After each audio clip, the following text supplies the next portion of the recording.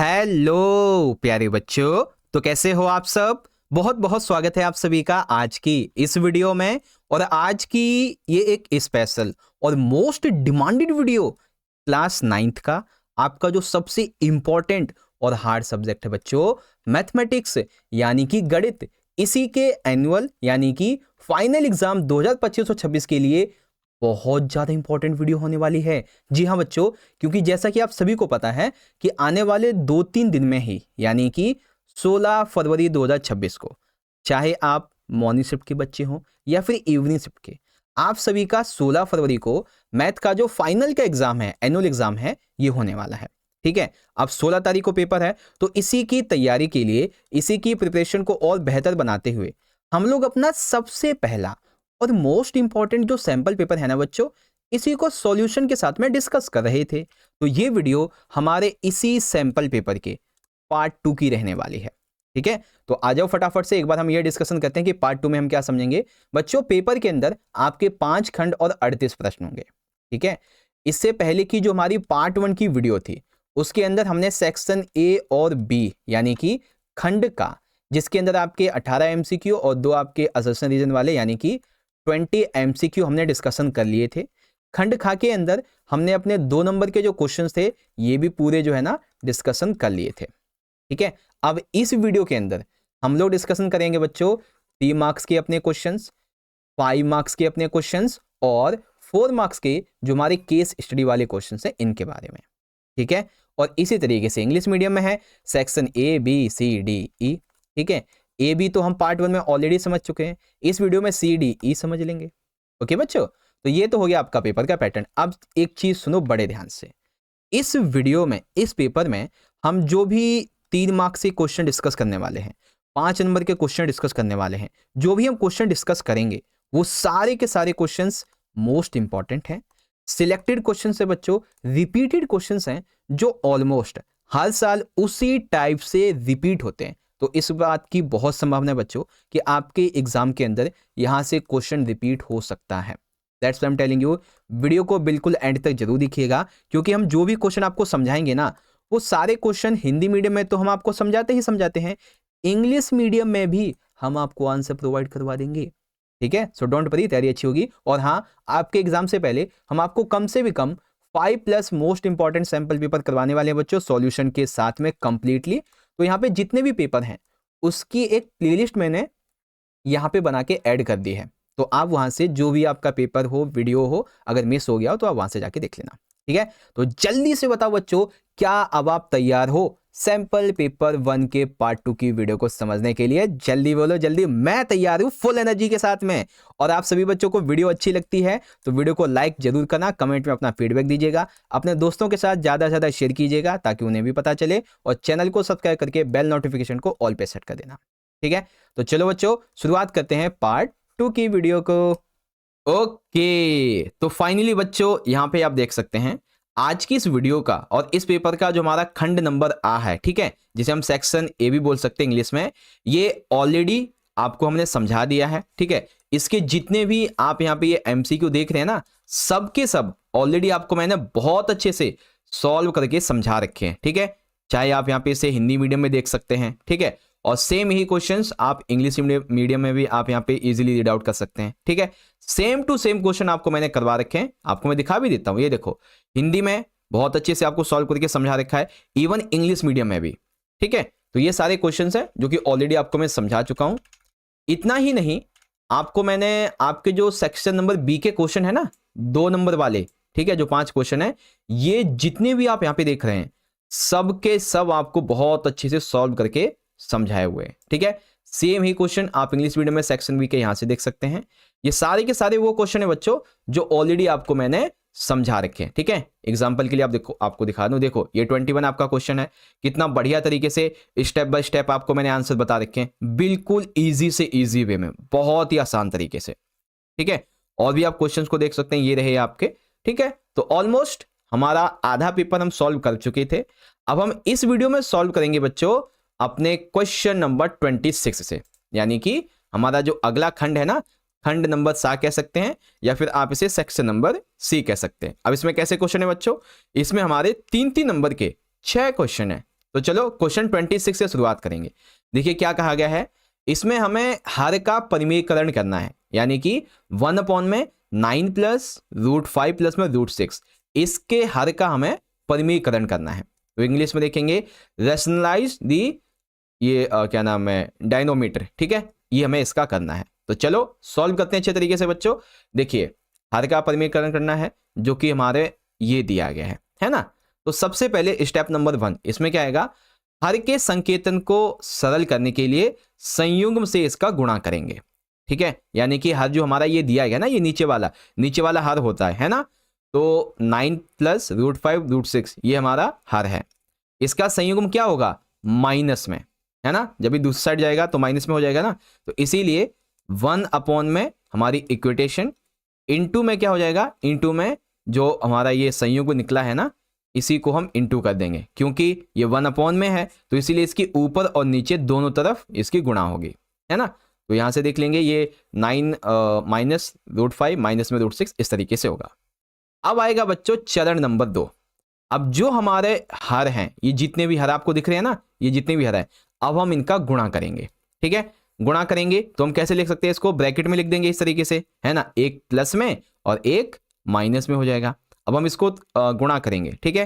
तो 9 × 9 का 9 का स्क्वायर लिख सकते हैं हम, ठीक है। और माइनस करके जो हमारी √+5 है, ठीक है, और √+6 है, इसको हम स्क्वायर में लगा सकते हैं, है ना।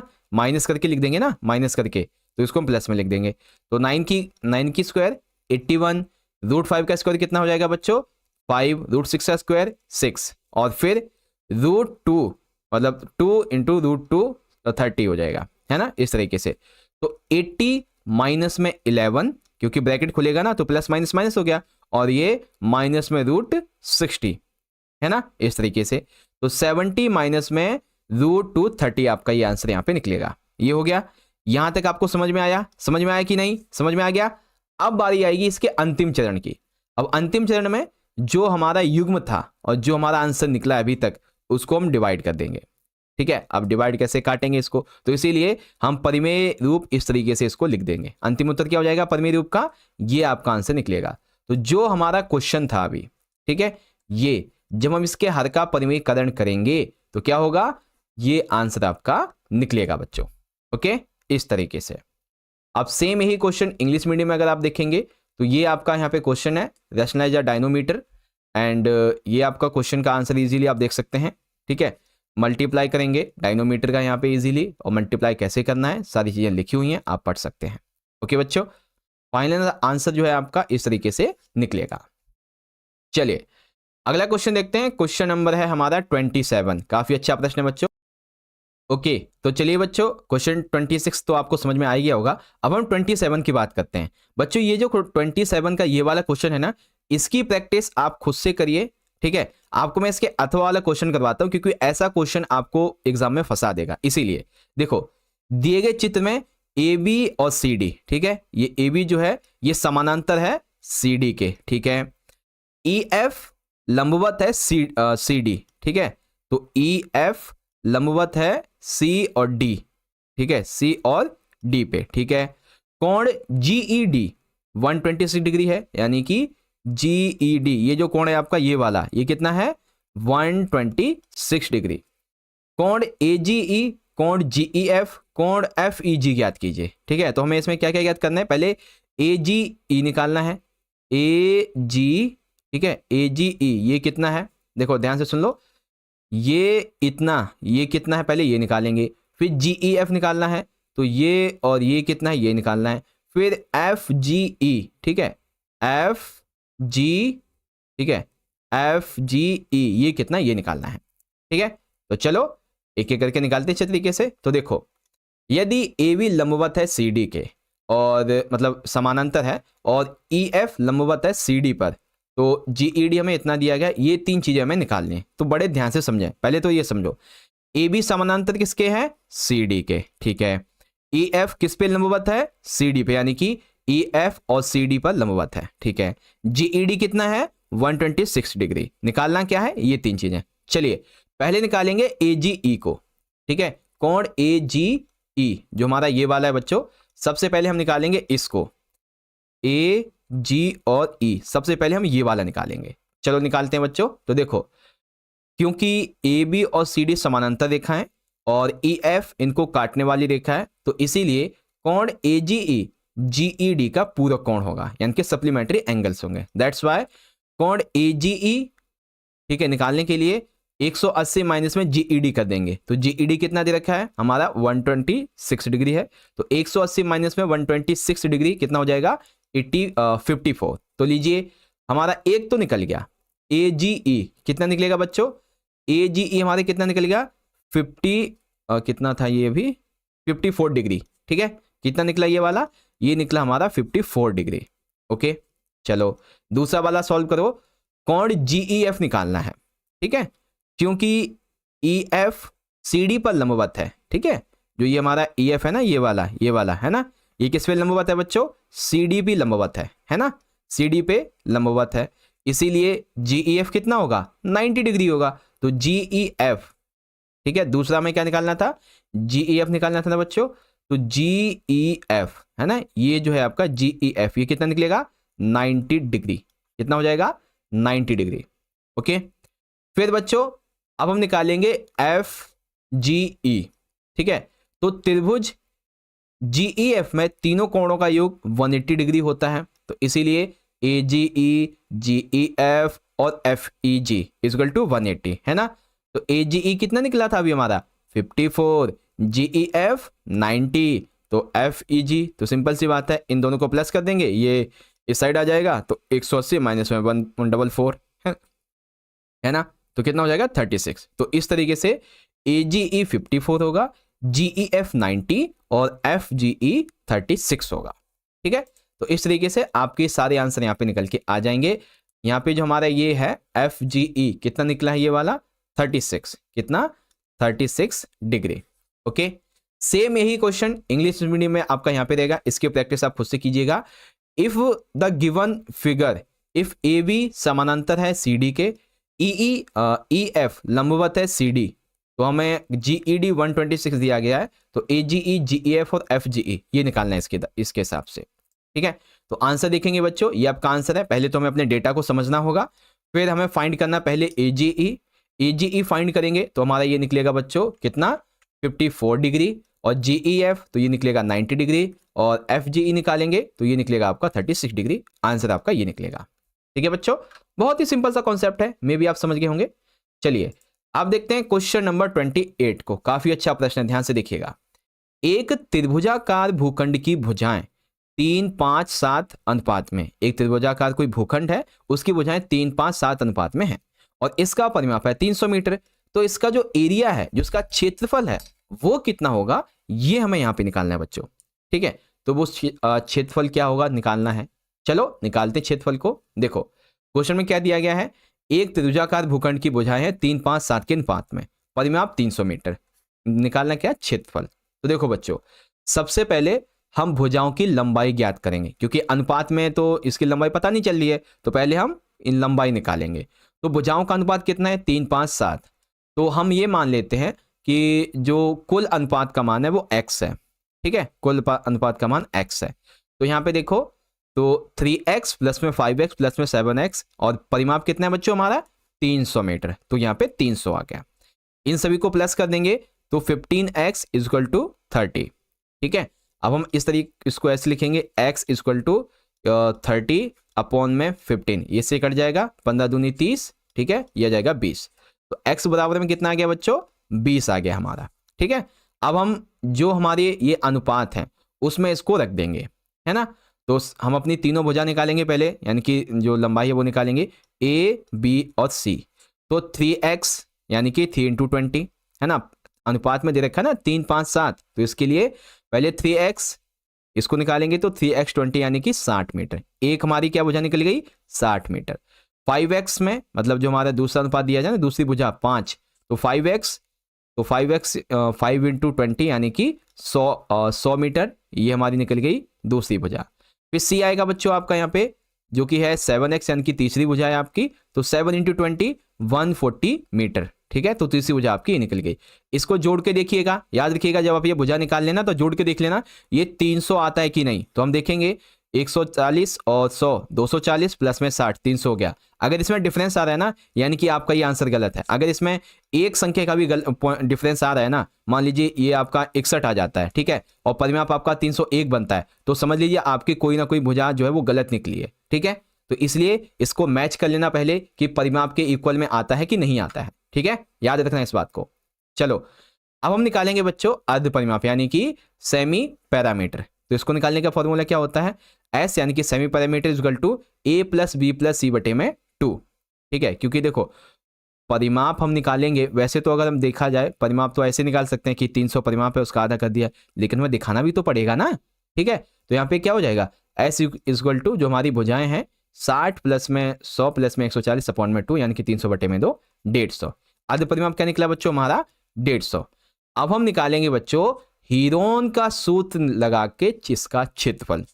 तो ए इक्वल टू एरिया निकालने के लिए क्या होगा, हमारा जो अर्ध परिमाप है वो अर्ध परिमाप माइनस में भुजा ए भुजा बी भुजा सी, ठीक है, और ये रूट में रहेगा। तो एरिया इक्वल टू रूट में हमारा अर्ध परिमाप आ गया पहले 150, फिर 150 माइनस में भुजा 1 यानी कि 60, 150 माइनस में भुजा 2 यानी कि 100, 150 माइनस में भुजा 3 यानी कि 140। तो हम इसको 150 इंटू में 19 इंटू 15 इंटू 10 लिख सकते हैं। अब ये हमारा क्या निकल किया जाएगा इस तरीके से 6,75,000, और ये किसका, जब इसका रूट तोड़ेंगे स्क्वायर में आए, ठीक है, तो क्या निकलेगा 2500 वर्ग मीटर। अर्थात इस त्रिभुज क्षेत्रफल का जो भूखंड है वो कितना होगा बच्चों 2500 वर्ग मीटर। कितना 2500 वर्ग मीटर। ओके बच्चों, तो मेरे हिसाब से अब आपको ये आंसर समझ में आ गया होगा। पता है एग्जाम में ना अगर आप ये सोच रहे हो कि यही क्वेश्चन डिट्टो रिपीट हो जाएगा तो ऐसा नहीं होगा। एग्जाम में पता है क्या होगा, जैसे यहाँ पे जो भुजा दी गई है तो यहाँ पे भुजा की जगह जैसे 3 5 7 दिया गया है तो आपको 7 2 या फिर 9 ऐसे करके दे सकता है। पता है क्या होगा, बस अंक चेंज हो जाएंगे, आपके नंबर चेंज हो जाएंगे, लेकिन जैसे पूछा जा रहा है और सॉल्व करने का जो तरीका है वो तो सेम ही रहने वाला है, ठीक है। इसीलिए तो बच्चों मैथ का जो सब्जेक्ट है ना ये डिपेंड करता है कि आपने उसकी प्रैक्टिस कितनी की है, ठीक है। जितनी प्रैक्टिस करोगे उतना ज्यादा आपकी इफिशियंसी, आपकी जो प्रोबेबिलिटी एग्जाम में अच्छा करने की बढ़ती जाएगी, ठीक है। चलिए सेम ही क्वेश्चन एक बार इंग्लिश मीडियम में सॉल्व करेंगे बच्चों। The sides of a triangular plot are in the ratio 357 and its parameter is 300 metre, find its area. तो एरिया को फाइंड करने के लिए पहले तुम्हारे पास भुजा होनी चाहिए, तो पहले हम सारी साइड्स निकालेंगे, ठीक है। और हमने हर एक के लिए x माना तो वो वैल्यू रख दी हमने, तो x हमारा कितना निकला 20। अब सारी भुजाओं के लिए हम इसको 20 से मल्टीप्लाई कर देंगे तो 3x 5x 7x, तो 60 100 एंड 140। फिर हम इसका सेमी पैरामीटर निकालेंगे तो इसका हाफ हो जाएगा बच्चों, यहाँ पे तीनों भुजा का योग बटे में 2, ये हो जाएगा आपका 150। अब हम अपना हीरोन का फॉर्मूला लगाएंगे बच्चों, यहाँ पे हीरोन का फॉर्मूला, तो ये आपका फॉर्मूला लग जाएगा और इजीली आपका आंसर इस तरीके से 25,000 स्क्वायर मीटर निकल के आ जाएगा। सर 2500 है, हाँ बिल्कुल 2500, ठीक है, 2500 स्क्वायर मीटर आ जाएगा। ओके बच्चों, चलिए अगला क्वेश्चन देखते हैं, क्वेश्चन नंबर 29 है। अब ये क्वेश्चन मेरे हिसाब से आप सभी बच्चों को आता होगा कि एक पार्क में खेलने वाले विभिन्न आयु वर्ग के बच्चों की संख्या, एक यादृच्छिक सर्वेक्षण इस प्रकार दिया गया है, आयु वर्ष में और बच्चों की संख्या। तो हमें उपरोक्त आंकड़े दर्शाने के लिए एक आयत चित्र बनाना है, ठीक है। क्या करना है बच्चों, एक आयत चित्र हमें बनाना है, ठीक है, इस तरीके से। तो चलो भाई आयत चित्र बनाते हैं अच्छे तरीके से। अब इसमें देखो आयत चित्र को बनाने के लिए आपको क्या करना है, ओके तो चलिए बच्चों इसको ढंग से समझते हैं। देखिए सबसे पहले हम डेटा देखते हैं, डेटा में क्या है, आयु वर्षों में दी गई है और बच्चों की संख्या दी गई है, ठीक है। तो चलिए बच्चों हम ना सबसे पहले एक लाइन खींच लेते हैं, एक ये लाइन हमारी हो गई, ठीक है, एक लाइन हमारी ये वाली हो गई, जिसमें एक तरफ जो है यहाँ पे आ जाएगा नंबर ऑफ, ठीक है, स्टूडेंट्स, ठीक है, नंबर ऑफ स्टूडेंट्स, जिसमें देखो ये हमारे कितने वर्ग हैं, कितने ज़्यादा हाई कितना है बच्चों 12 स्टूडेंट है ज़्यादा से ज़्यादा, तो हम 2 का गैप बना देंगे, ठीक है। यहाँ पे ये 2 हो जाएगा, ठीक, यहाँ पे 4 हो जाएगा, यहाँ पे 6 हो जाएगा, यहाँ पे 8 हो गया, यहाँ पे आपका 10, इधर 12 और सबसे आखिर में यहाँ पे 14 हो गया, ठीक है। अब यहाँ पे देखेंगे आयु वर्ग कितने कितने, 1 से 2 2 3 3 5 5 7 7 10, तो हम 2 का आयु वर्ग बना देंगे, ठीक है। ये देखो ये हो गया हमारा 2 तक का, ठीक है, 2 आयु वर्ग, ये हो गया हमारा 4, ठीक, ये हो गया 6, ये हो गया 8, ये हो गया 10, ये हो गया 12, ये हो गया 14, आखिर कितना है इसमें 18 है ना, तो ये हो गया 16 और एक और बढ़ा देंगे। वैसे तो आपको और बढ़ाना चाहिए, इसको 18 करना चाहिए पूरा, मैं मान लेता हूँ 17 ही कर देता हूँ, ठीक है, जगह नहीं बची ना इसीलिए, लेकिन आपको पूरे 18 करना है, याद कर लेना, आपको पूरे 18 करने याद रख लेना, ठीक है। अब जैसे कि पहला वाला हमें दिया हुआ है 1 से लेके 2 के आयु वर्ग में कितने बच्चे हैं 5, 1 से लेके 2 वर्ग में, याद रखिएगा 1 से 2 वर्ग में है, तो शुरुआत हमारी यहाँ 0 से हो रही है ना, शुरुआत 0 से हो रही है, तो यहां से लेके इतना, ठीक है, ये 1 हो गया, ये ऐसे ऊपर जाके यहाँ पे 5 हो जाएगा, तो ये हमारा पहला आयत वर्ग हो गया, ठीक है, पहला ये हो जाएगा 1 से 2 के बीच में 5, 2 से 3 के बीच में कितने बच्चे हैं बच्चों 3 है, 2 से 3 के बीच में, तो ये 2 है हमारा, और ये यहाँ पे सेंटर में 3 हो जाएगा, ठीक है, कितने बच्चे हैं 3 बच्चे हैं, तो 3 यहाँ पे है, और ये हमारा यहाँ पे 2 से 3 के बीच में हो गया। फिर 3 से लेके 5 के बीच में 6 बच्चे हैं, 3 से लेके 5 के बीच में, तो ये रहा हमारा 5, ठीक है, और कितने बच्चे हैं 3 से 5 के बीच में 6, तो यहाँ चलेंगे, ये रहे आपके इस तरीके से 6 बच्चे, यहाँ पे ऐसे करके ये जाएगा 3 से 5, ओके। फिर 5 से 7 के बीच में 12 बच्चे हैं, तो 5 से 7 के बीच में, यानी कि 5 6 7, ये हो जाएगा आपका 7, कितने बच्चे हैं 12 बच्चे, तो ये गया इस तरीके से यहाँ पे, ऐसे करके आपको बाकी का भी बना लेना है बच्चों, ठीक है। इस ऐप पे थोड़ा पेन ठीक ढंग से चलता नहीं है, तो दैट्स वाई यहाँ पे थोड़ा सा वो रह गया है, कोई बात नहीं, आप इजीली समझ तो गए ही है ना कि आपको बनाना कैसे है, ठीक है। इधर इसको आप यहाँ पे जो है ना y अक्ष मान लेंगे, इसको आप x अक्ष मान लेंगे इस तरीके से, ठीक है, x में आयु वर्ग हो जाएगा और y में आपके नंबर ऑफ स्टूडेंट हो जाएंगे, ठीक है। अब सेम यही बच्चों आप क्वेश्चन यहाँ पे देख सकते हैं, ये रहा आपका क्वेश्चन नंबर 29 और इजीली आप इसको पढ़ सकते हैं, सारी चीजें समझाई हुई हैं, ओके बच्चों।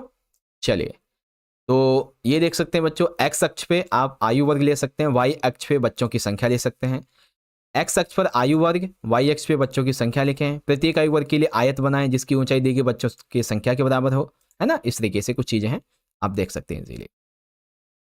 चलिए अब देखते हैं बच्चों अपने अगले क्वेश्चन को, तो अगला है क्वेश्चन नंबर 30, ठीक है, क्वेश्चन नंबर 30 को देखते हैं। इसमें कहा गया है कि हमें ना समीकरण दिया गया है 2x प्लस में y प्लस में is equal to 7, 2x plus में y इज इक्वल टू 7, तो हमें इसके 3 हल लिखने हैं, यानी कि 3 इसके सॉल्यूशन लिखने हैं हमें, कितने बच्चों 3 सॉल्यूशन।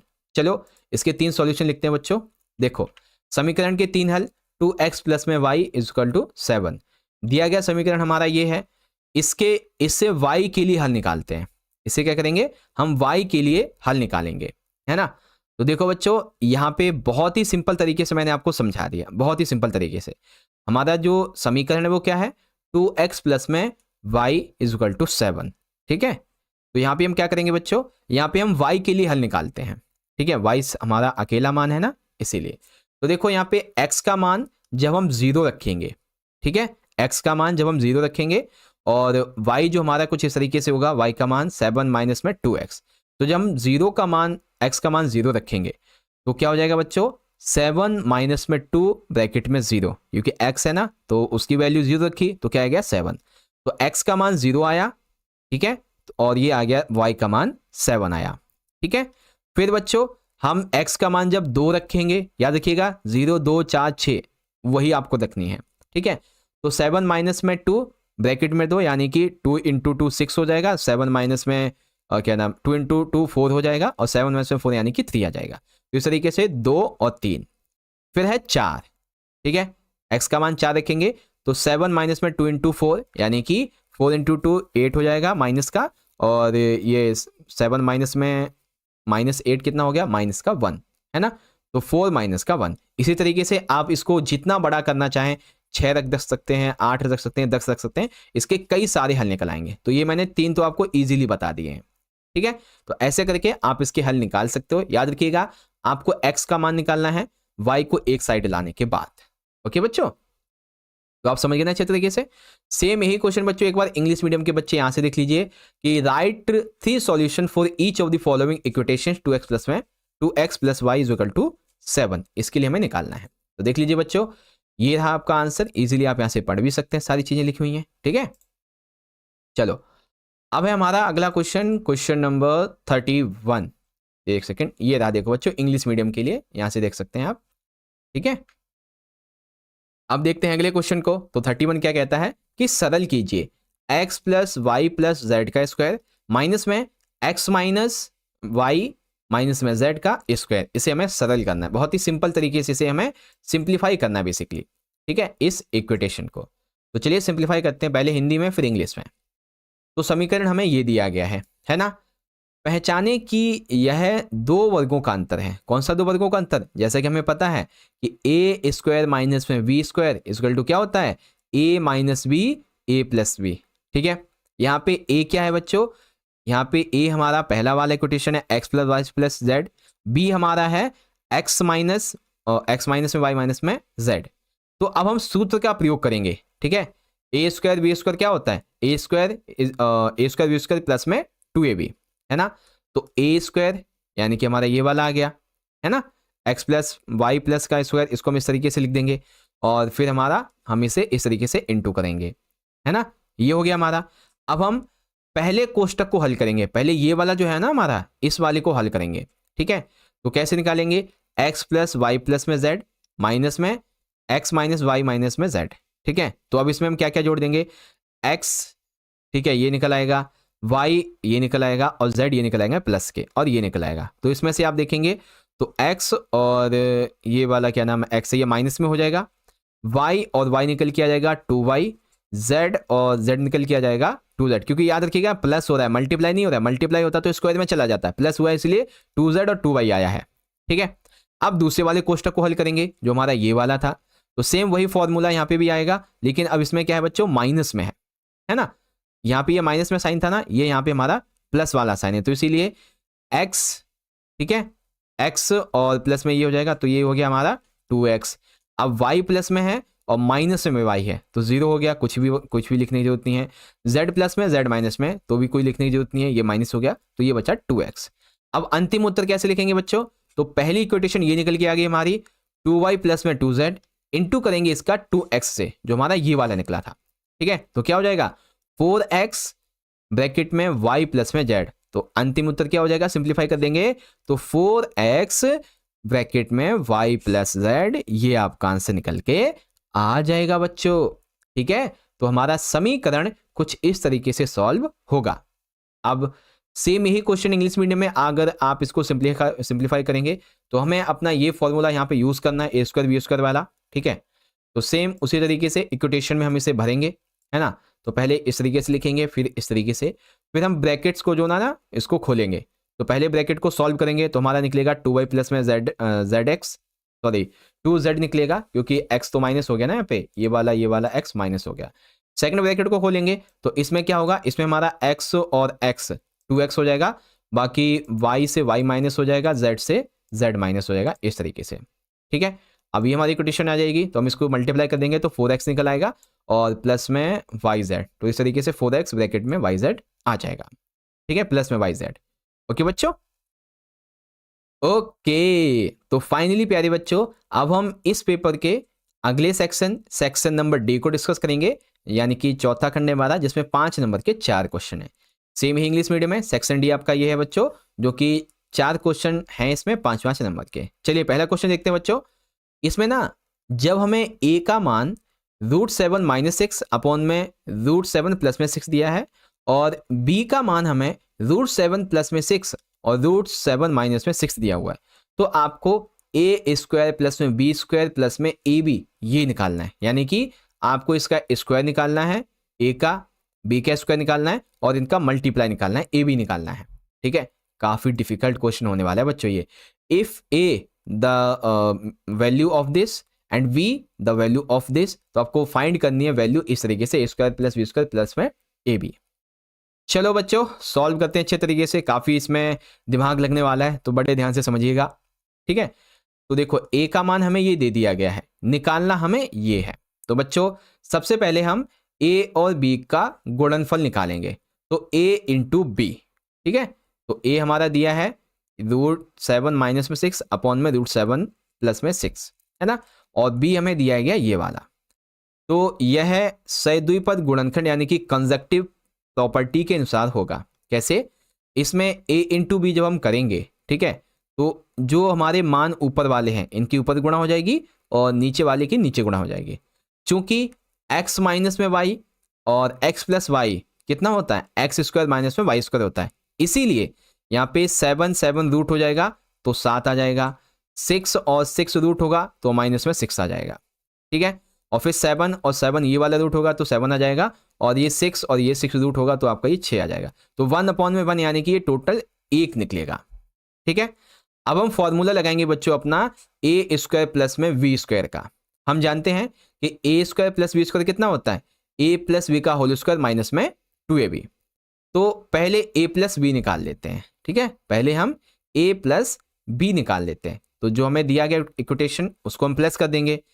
तो एलसीएम लेने पे ये समीकरण कुछ इस तरीके से होगा, ठीक है। नीचे वाले की मल्टीप्लाई हो जाएगी, है ना, नीचे वाले की मल्टीप्लाई हो जाएगी और ऊपर वाला जो है वो स्क्वायर में आ जाएगा। नीचे वाले की मल्टीप्लाई और ऊपर वाला आपका स्क्वायर में आ जाएगा, ठीक है, जब हम इसका एलसीएम लेंगे। अब हम करेंगे इसकी गणना, ठीक है। अब हम इसकी गणना करेंगे तो √7 माइनस में 6 स्क्वायर की गणना करेंगे तो ये क्या निकल के आ जाएगा? 7 देखो स्क्वायर में है तो स्क्वायर में रूट कट जाएगा तो 7, और स्क्वायर में तो जब बाहर आएगा तो ये प्लस में हो जाएगा, है ना। तो क्या हो जाएगा आपका 7 प्लस में 6 माइनस में कितना होगा हो जाएगा 2√42, है ना। तो इसको हम कैसे लिख सकते हैं? 13 माइनस में √242, है ना। सेम इसी तरीके से आपका ये वाला रहेगा तो इसमें भी वही हो जाएगा, रूट कट जाएंगे तो 7 और 6 निकल के आ जाएगा। लेकिन अब ये प्लस में होगा, ये माइनस में कोटेशन है, ये हमारी प्लस में है तो ये 2√42 हो जाएगा तो आपका ये प्लस में आ जाएगा। अब हम इसे जोड़ देंगे, ठीक है, इन तीनों चीज़ों को जोड़ेंगे तो 13 और 13 कितना हो जाएगा? 26, और ये माइनस माइनस वाला कट जाएगा, प्लस माइनस तो बचेगा 26। अब हर को हल करिए तो 26/1 यानी कि 2060 रहेगा आपका बेसिकली, क्योंकि एक हमें यहाँ पे दिया गया था, ये हमारा निकला था ना अभी 1, तो वो आ गया नीचे। अब बच्चों निकालेंगे ए स्क्वायर प्लस में b square equal to A plus b का होल स्क्वायर माइनस में 2ab। तो हमें जो ए प्लस बी दिया गया है, ठीक है, ए प्लस बी वो कितना निकला हमारा? ए प्लस बी का स्क्वायर 26, और ए बी कितना निकला था? अभी अभी हमने देखा था 1 निकला था तो ये आ गया। तो यानी कि 676 माइनस में 2 इक्वल टू 674। दैट मीन्स अंतिम उत्तर इसका निकलेगा ए स्क्वायर प्लस में b square plus a b 674 plus में 1 इक्वल टू 675, यानी कि 675। उफ, बहुत बड़ा क्वेश्चन था बच्चों, ये बहुत ही ज्यादा बड़ा क्वेश्चन था। इसमें हमने बहुत सारे स्टेप्स एक एक करके डिस्कस किए, बहुत सारे स्टेप्स, ठीक है। तो इस तरीके से बच्चों आपका ये क्वेश्चन यहां पे ऐसे सॉल्व होगा, ओके। तो सेम बच्चों एक बार जो बच्चे इंग्लिश मीडियम के हैं वो यहां से देख लेंगे। सबसे पहले हम फाइंड करेंगे ए इंटू बी को, ठीक है बच्चों, इंग्लिश मीडियम में आप इसे पढ़ लेना। सॉल्व करके मैं आपको दिखा दे रहा हूं कि आपका आंसर जो है वो सॉल्व कैसे होगा, ठीक है, कौन कौन से स्टेप्स आपको याद रखने हैं, ठीक है। इसी तरीके से आपको स्टेप अपने एग्जाम में लिख के भी आने हैं बच्चों, आप यहां से पढ़ सकते हैं, सारी चीजें इजीली आपको देखने को मिल जाएंगी, ठीक है। चलिए ये वाला हो जाएगा आपका इस तरीके से। अब देखिए क्वेश्चन नंबर 33 जो कि यहाँ पे भी दिया गया है और यहाँ पे मैं आपको बता देता हूँ, ध्यान से देखो। यदि दो वृत्त बिंदुओं बी और सी पे प्रतिच्छेद करते हैं, ठीक है, ध्यान से सुनिए, ये हमारे दो वृत्त हैं जिसमें से बिंदु ये एक हमारा बी है और ये सी एस पे प्रतिच्छेद करते हैं। बी से होकर दो रेखाखंड ए बी डी, ठीक है, ये बी है बच्चों, बी से होकर ना दो रेखाखंड, एक ए बी और बी डी, ठीक है, और पी बी क्यू ये इस तरीके से पी बी क्यू क्रमशः ए डी और पी क्यू पर प्रतिच्छेद करते हैं, यानी कि ए डी, ठीक है, किस पे प्रतिच्छेद करते हैं? ए डी और पी क्यू पर प्रतिच्छेद करते हैं, ठीक है। तो सिद्ध कीजिए कोण ए सी पी बराबर में कोण क्यू सी डी है, ठीक है, कोण ए सी पी ये हमारा जो है ना ये इस तरीके से, और कोण क्यू सी डी ये बराबर है, ठीक है। तो कैसे सिद्ध करेंगे बच्चों? देखो पहले डेटा को समझिए, दो वृत्त हैं जिसमें बी और सी प्रतिच्छेद हैं, इंटरसेक्ट हैं। अब ए बी डी और पी बी क्यू इन वृत्तों को क्रमशः ए डी और पी बी क्यू पर काटते हैं, तो सिद्ध हमें यह करना है। तो बच्चों ध्यान से समझिए, वृत्तीय चाप यानी कि आंच पर बनाए गए कोणों का सिद्धांत यहाँ पे उपयोग होगा। वृत्त के किसी चाप के द्वारा बनाए गए कोण हमेशा समान होते हैं, क्योंकि ए बी सी और पी एक ही वृत्त पर स्थित है, ठीक है। इसमें हमारे ए बी सी और पी ये वाला एक ही वृत्त पर स्थित है, ये सारे के सारे, है ना। तो इसीलिए कोण एसीपी बराबर में कोण एवीपी होगा। इसी प्रकार से बिंदु क्यू सी बी डी एक ही वृत्त पर स्थित है, क्यू सी बी डी, ठीक है। देखो क्यू सी बी डी ये भी एक उस पे स्थित है, तो कोण क्यू सी डी बराबर में कोण हमारा सी बी क्यू हो जाएगा। अब हम सर्वांग समता सिद्ध करेंगे, तो ए बी पी और सी क्यू बी में कोण ए बी पी बराबर है कोण सी बी क्यू के, तो ए सी पी बराबर में हो जाएगा क्यू सी डी के। दैट इज वाई बच्चों कोण ए सी पी बराबर है कोण क्यू सी डी के। सर्वांग समता सिद्ध यहाँ पे हो जाएगी इस तरीके से, है ना। तो कैसे इसको सॉल्व करना है बच्चों, समझ गए ना अच्छे तरीके से, बहुत ही सिंपल सा, ज्यादा कोई बड़ी बात नहीं है इसमें। ओके, इजीली आप समझ गए होंगे। चलिए सेम यही क्वेश्चन एक बार इंग्लिश मीडियम में आप यहाँ पे देख लीजिए, ठीक है। Two circles intersect at 2 points B C, throughout B two line segment ABD and PBQ are drawn to intersect the circles at AD PQ respectively. Prove that ACB and QCD. तो कैसे prove करेंगे बच्चों, ये रहा आपका question, ठीक है। पहले डेटा समझेंगे, फिर यहाँ पे theorem of angles in same arc ये वाला लगेगा, ठीक है। प्रूव दी कॉन्ग्रुएंसी, इस तरीके से आप इसका आंसर निकालेंगे तो ऐसे आपका निकल जाएगा, ठीक है। चलिए अब देखते हैं बच्चों, क्वेश्चन नंबर है हमारा, ये वाला क्वेश्चन आपके लिए प्रैक्टिस के लिए छोड़ा है मैंने, तो इसकी प्रैक्टिस करें। अभी क्वेश्चन 34 यहाँ पे पढ़ सकते हैं, आपका दिया गया है, ठीक है। मैं आपको इसका आंसर यहाँ पे करके बताता हूँ, ठीक है, ध्यान से समझिएगा। देखो बच्चों क्या हुआ यहाँ पे ना राहुल ने अपने जन्मदिन पे चॉकलेट बांटी, ठीक है। राहुल नाम का बच्चा है, उसका बर्थडे आ गया तो उसने चॉकलेट बांटी। उसने प्रत्येक बच्चे को 5 चॉकलेट और प्रत्येक वयस्क को 20 चॉकलेट दिए। ध्यान से सुनिए, उसने बच्चे को, जो भी बच्चा है उससे दी है 5 चॉकलेट और जो बड़े लोग हैं उनको दी है 20-20 चॉकलेट। यदि चॉकलेट की संख्या x के द्वारा दर्शाई जाती है और कुल वितरित चॉकलेट y द्वारा दर्शाए गए, यानी कि अगर जो चॉकलेट हैं इनको दर्शाते हैं हम x के माध्यम से और कुल जितनी चॉकलेट वितरित हुई हैं उसको y के माध्यम से दर्शाते हैं, तो दो चरों में रैखिक समीकरण क्या होगा इसका, ये लिखिए, ठीक है। दो चरों में क्या इसका रैखिक समीकरण होगा, ये लिखिए। और दूसरा, यदि कुल, ठीक है, दूसरा यदि कुल 145 चॉकलेट वितरित हो गई हैं तो बच्चों की संख्या कितनी होगी, ठीक है। यदि कुल 145 चॉकलेट वितरित हो गई हैं तो बच्चों की संख्या कुल कितनी होगी, ये आपको यहां पे बतानी है। तो चलो बच्चों पहले बनाएंगे समीकरण, ठीक है। हम ये मान लेते हैं बच्चों की संख्या a है, ठीक है, और वयस्कों की संख्या हम b मान लेते हैं। प्रत्येक बच्चे को 5 चॉकलेट दी गई हैं और वयस्कों को दी गई हैं 20 चॉकलेट। तो हम क्या बोल सकते हैं बच्चों, कुल वितरित चॉकलेट का समीकरण क्या हो जाएगा, 5 बच्चों के लिए a है और 20 वयस्कों के लिए b हो जाएगा। और y क्या है, y है बच्चों हमारा क्या नाम है, जो एक सेकेंड, y क्या था हमारा, हाँ कुल चॉकलेट, ठीक है, कुल चॉकलेट हमारा y हो जाएगा। अब दो चरों में रैखिक समीकरण क्या हो जाएगा, 5a प्लस में 2b इक्वल टू x हो जाएगा, है ना, इस तरीके से। चलिए तो ये तो हो गया हमारा। अब हम निकालेंगे बच्चों की संख्या। बच्चों की संख्या यानी कि कितनी है हमारी, 145। हमें दिया गया है कि चॉकलेट की कुल संख्या 145 है, अतः समीकरण जो भी हमने ऊपर ये y छोड़ा था ना यहाँ पे, ये वाला, ठीक है ना, ये इसीलिए छोड़ा था क्योंकि ये बच्चों की संख्या थी हमारी, ठीक है। तो 5a प्लस में 20b प्लस में 145, माना कि वयस्कों की संख्या b इक्वल टू 3 है।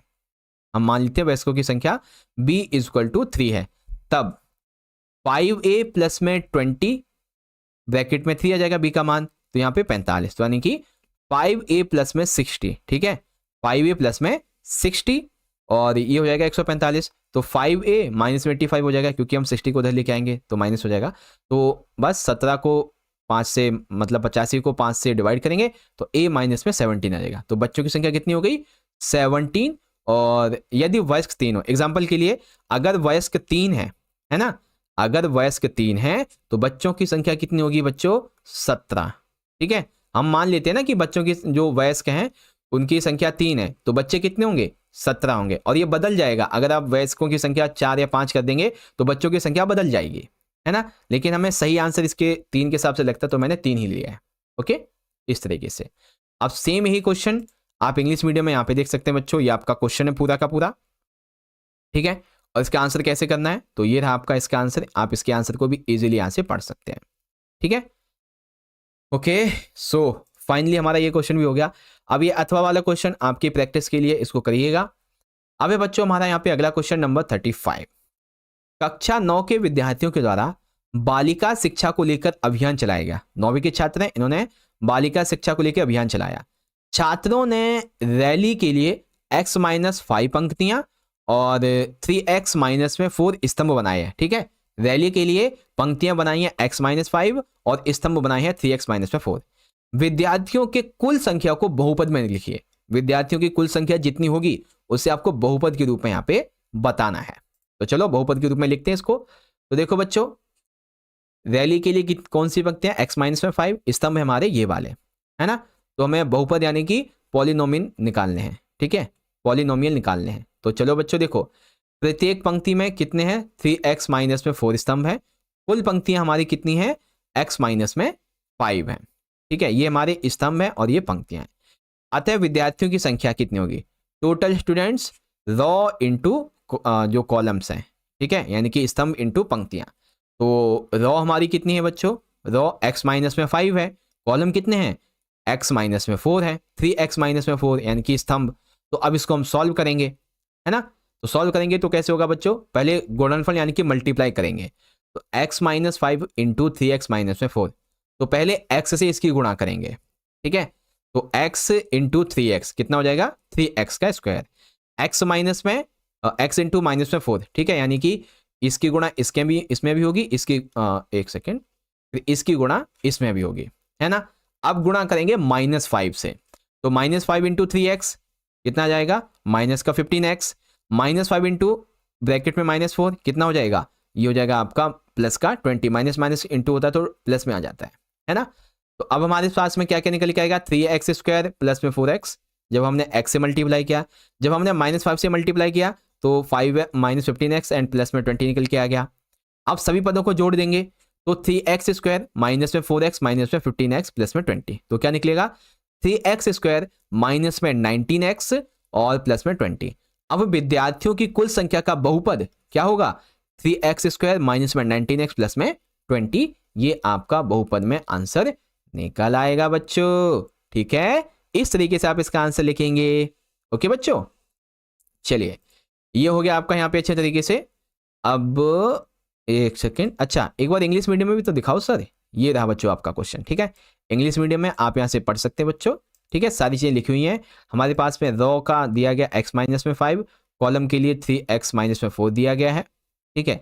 मल्टीप्लाई टर्म्स, तो पहले हम इसको x से मल्टीप्लाई करेंगे, फिर -5 से मल्टीप्लाई करेंगे, तो आंसर हमारे कुछ इस तरीके से बच्चों निकल आएगा, ठीक है। अब बच्चों यहां से शुरुआत होंगे हमारे खंड ई के क्वेश्चन, ठीक है।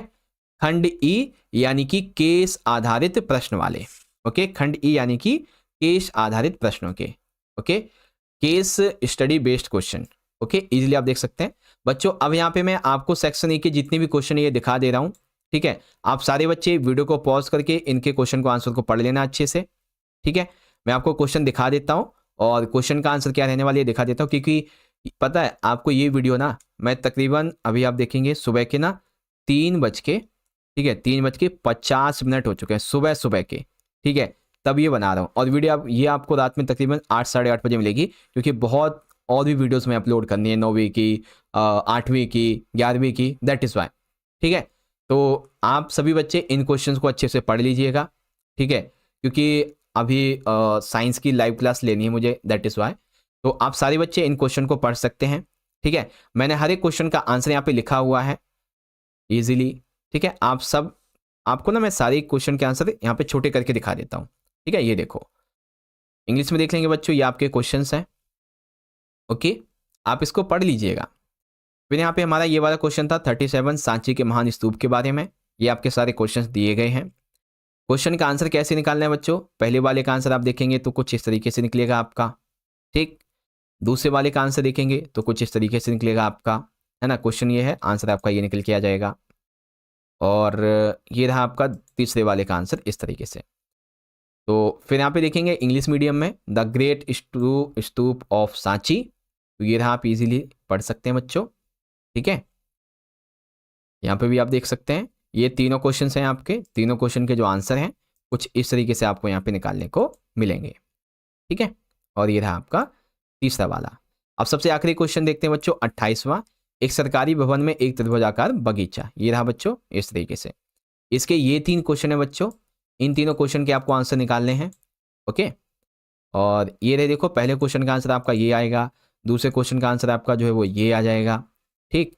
और तीसरे क्वेश्चन का आंसर देखेंगे तो आपका इस तरीके से आएगा, ये रहा असली आंसर आपका यहाँ पे है।